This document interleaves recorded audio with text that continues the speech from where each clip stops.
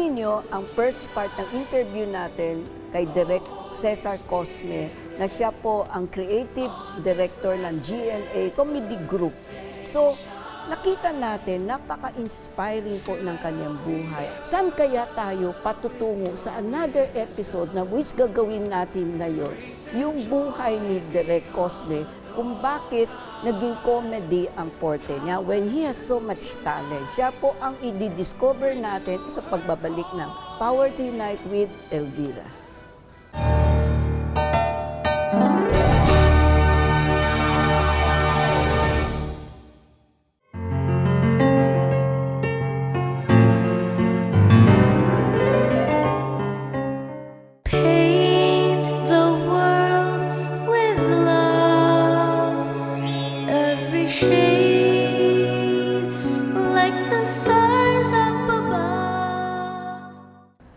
Direk Cosme.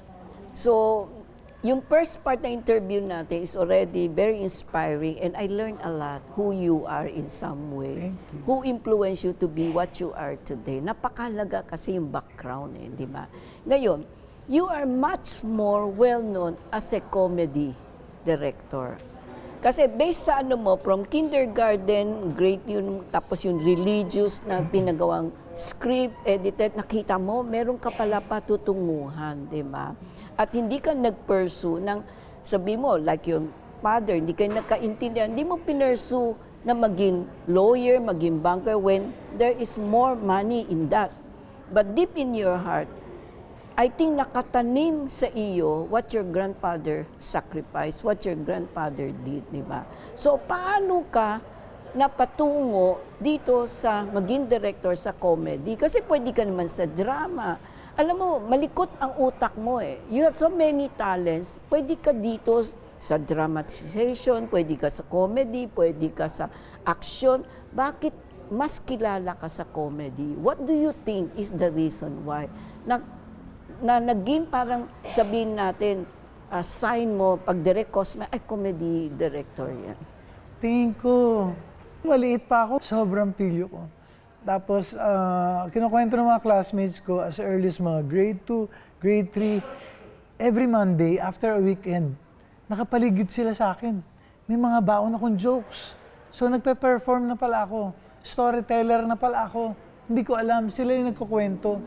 Tapos hindi ko makalimutan, grade 4 or grade 5, meron akong kinukwento. Nandiyan sila, mga 5. Tapos ito, ganito nangyari, ganyan. Tapos ganito, ganyan. Tapos sabi nila, tapos, sabi ko, hindi ko pa tapos Anong hindi mo tapos na panood? Yes. Hindi ko pa tapos ulatin. Nilayasan ako. Parang, inimbento mo lang pala yun. Parang gano'n. Anyway, yung comedy, innate sa akin. Parang sobrang inborn. Ito nagsimula, ito pala.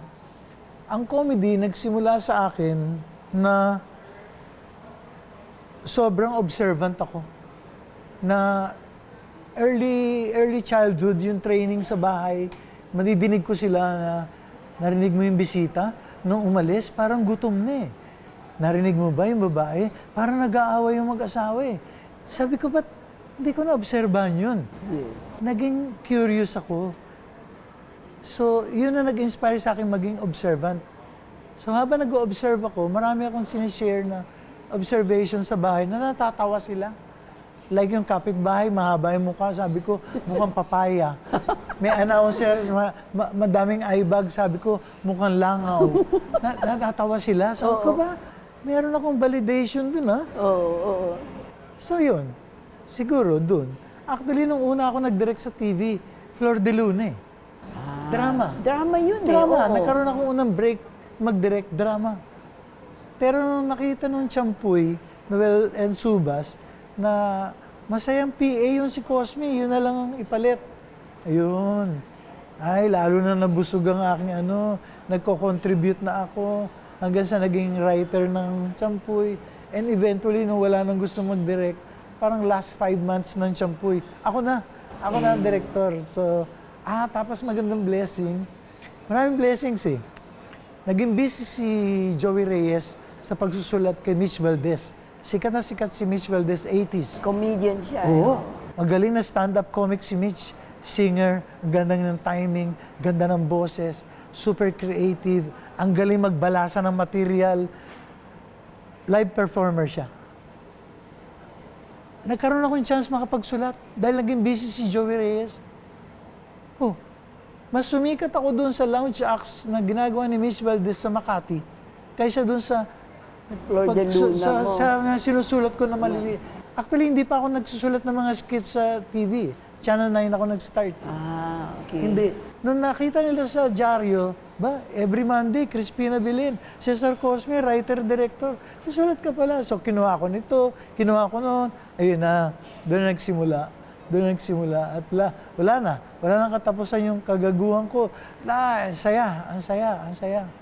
So hanggang sa ngayon, Hanggang sa na-retain mo yun. hindi So, tumigil. doon mo nakikita, don't you think, kasi hindi madali maging comedy director. Hindi rin kasi may timing yan eh. Not everyone can be a comedian.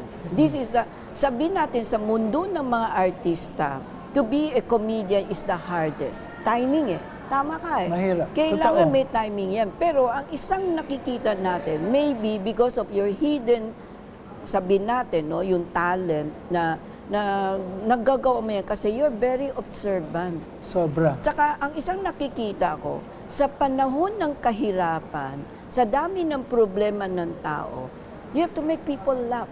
And I think that's inspire you na kasabi mo, yung mukha, no, isang pampapaya, yung isang, you just wanted to lighten the people to feel it's not that bad at all. May pag-asa pa, di ba? Maybe that's also motivates you to be who you are and what you are today. Is really to make people laugh, to forget the problem. Kasi kung imagine mo, maraming problema, tapos dadagdagan po ng heavy drama. Hindi, di ba ang taong feeling nila parang ang mundo ko, madilim na, walang pag-asa? At saka ang masaya na sinishare ko, hindi lang ako nagpapatawa. Kinikiliti ko yung utak nila. Yes. Dinidiscover mo, Kinukurot ko no? yung puso nila. Para bang tinatanong ko na, o di ba, sana ganito? O di ba, pwede naman ganito? Kasi lagi kong sinasabi, sayang naman yung chance, yung oras, Yes. binigyan ka ng panahon, attention, na magpatawa, sana nakapagturo ka rin. Sana nung naghiwalay tayo, hindi ka lang sumaya, hindi ka lang tumawa, may napulot ka. Laging ganon. Maganda yung sabihin natin, gina-guide mo sila na they are also like you, they have hidden talent, they are very creative. Sana gawin nila sa tama. 'Di ba? That's why you build up a group of comedian na dahan-dahan lumalabas yung kanilang prowess, yung kanilang katalinuhan, 'di ba? Kasi acting to be a comedian is not that easy. Kasi may mga comedian na hindi kailangan maarte ang mukha para tumawa ka. Minsan poker face pero tawa ka ng tawa because of some gesture, 'di ba? 'Yan ang kagandahan sa comedy. No? You can make people laugh but not trying so hard kasi it has to come naturally. 'Di ba? Kaya yung pagka-comedian mo is a gift from God.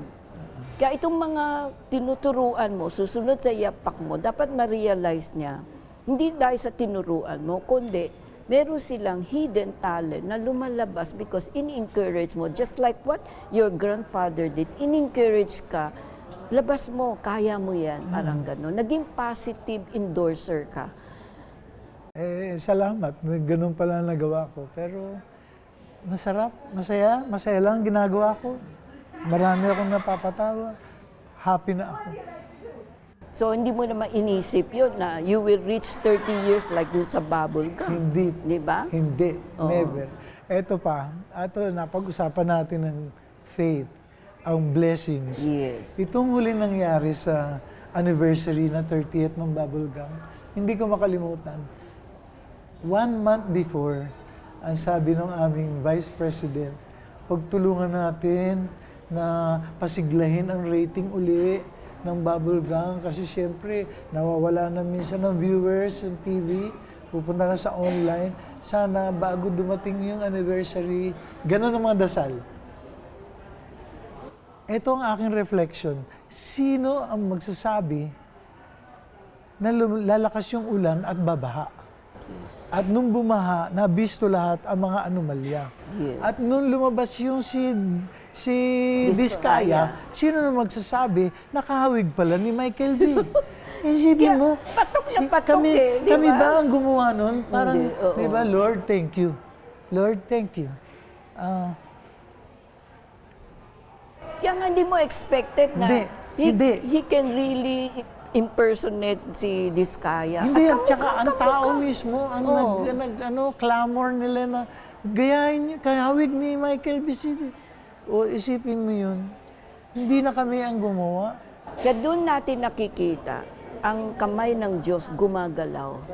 No? And this is what people should realize. Kahit sa mundo ng mga showbiz, kahit sabihin natin maraming negative na chismis, but still, there are positive things that God wants the showbiz people, di ba, to change for the better. Dami pa natin kukwentuhan direct, pero itutuloy po namin sa pagbabalik ng Power to Unite with Elvira.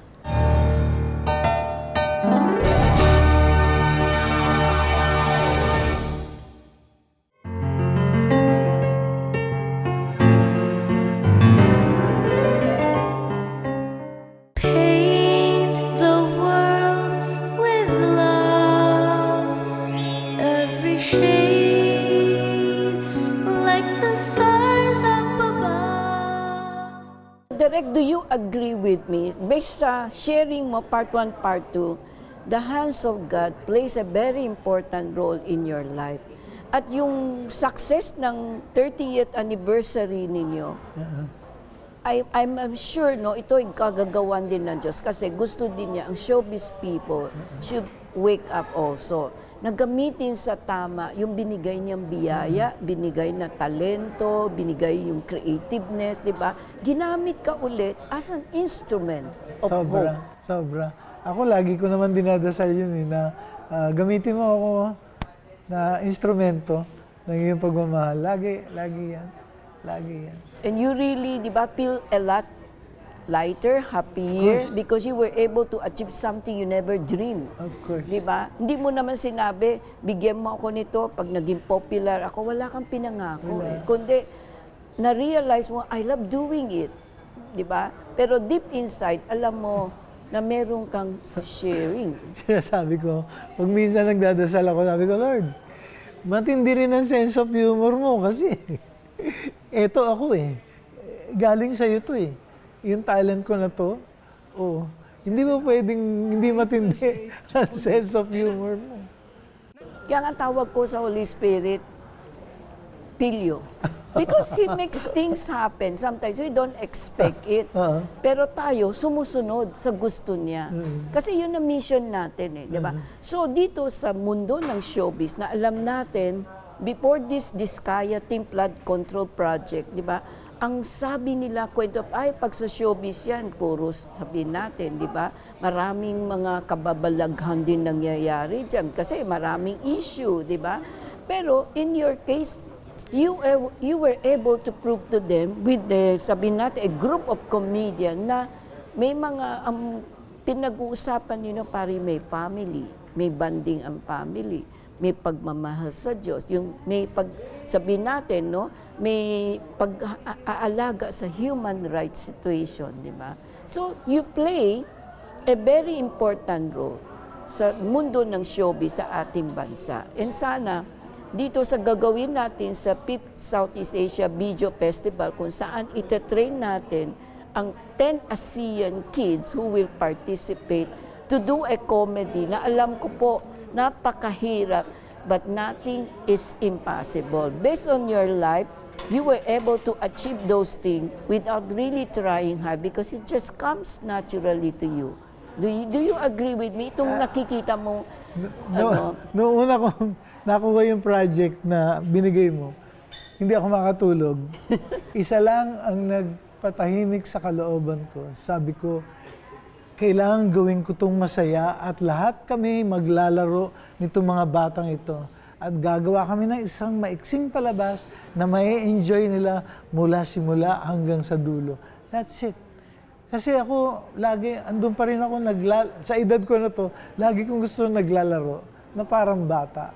Kasi kailangan pag lumampas dun, sabi ko ayoko na niyan. Bakit? Trabaho na kako.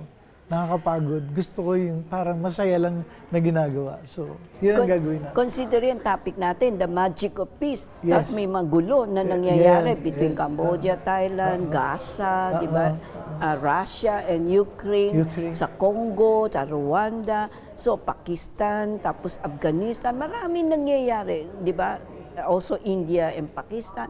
So, ang dami nangyayari ngayon sa mundo. Kung papakinggan mo yan, parang mawawala ka ng pag-asa eh. Di ba? Pero you use the comedy, yung sense of humor, na ngayon, touching the 10 ASEAN country. Kasi kahit na magkakaiba tayo, alam mo, sa 10 ASEAN country, andyan yung Muslim, Catholic, Protestant, Christian, di ba, Buddhist. Pero, I think, when you accept it, di mo ma-imagine eh, paano ko ba gagawin ito sa mga kids, no? Na iba-iba ang kanilang pananaw, iba-ibang klase ng gobyerno, iba-iba yung kanilang faith, di ba? This is quite a challenge to you. Hindi ka nga nakatulog, pero you still accepted it and you come up with the beautiful things. So that's the gift of God. And I think this is a very clear message na hindi tayo dapat mag-away. Itong mga bata, may talent, bigyan sila, parang tayong ginawa natin, we are just giving them the opportunity to showcase their talent. At maging ground ito to make friends with one another. Kasi ang purpose ng yung video festival is to share to them, we are not enemy. Ang mga bata, iisa lang ang pangarap. To be simple, happy, enjoy family life, and to live comfortably. Ganun lang. Ayaw nila yung mga, kasi hindi pa, yung pananaw nila, wala pa doon. Wala silang pakialam sa mga away-away, pero silang unang nagsasuffer. So, with your training, pag sila man involved in the future as a victim, at least marirecall nila, we can still make life better by laughing of it, di ba? Kaya congratulations sa ginagawa niyo sa mga bata. Because I believe in their talent. And who is the best person to guide them to teach it, kundi ikaw yun. Kaya ako salamat. nagpapasalamat na hindi mo sinabi mahirap yun. Hindi ko tatanggapin, busy ako sa Pilipinas. But Hindi, matagal you bago ko accepted na-realize it. na mahirap pala eh. Pero alam mo, Derek, when I asked you to be the comedian, hindi ko alam na makaiba ang field mo sa video festival training namin. But God has a way. Based sa life mo, alam niya, siyang gumagalaw eh. Inutusan tayo, naging instrument lang tayo to meet halfway because parang nagbulong ang Diyos sa akin na siyang kunin mo. Binigyan tayo ng pagkakataon. Kaya ako, hindi ko inisip, hindi ako nasabi na, sino ba maging director? I always believe, once you gave me the project, right person will come. Kung di tayo nagkita sa B1 tama, baka hanggang hindi pa namin alam sino yung di ba? So may reason lahat. Di ba? Yun ang magandang nakikita ko. And I want your life story to inspire the next generation. Siyempre, isa lang ang Direk Cosme. Nobody can follow your footsteps, but they can do something in their own way, but it's up to them to discover it. So, ang importante sa atin is to give them the opportunity, the chance to tell us what is their hidden skill and talent, di ba? So, napakaganda po. Ang part 2 na interview natin, Direk Cosme, nakita natin bakit naging comedian siya, no? Is really, it comes naturally to enlighten the world. Nakita niya na marami siyang, kasi ang mind niya was really to make people happy. Kaya nakikita niya, sa kanyang ginagalaw ngayon, may madumadaan na hindi maganda, pero he has proven God has a way of answering the problem. God has a way to tell him, gawin mo ito, di ba? Kaya magbabalik po ang Power to Unite kasi ano kaya mensahe niya sa lahat po ng mga kabataan sa Pilipinas at dito po sa Southeast Asia countries. No? 10 bansa ito na magkakaiba. Kaya tanuhin natin, ano kaya maibibigay niya? Siya po ang subaybayan niyo sa pagbabalik ng Power to Unite with Elvira.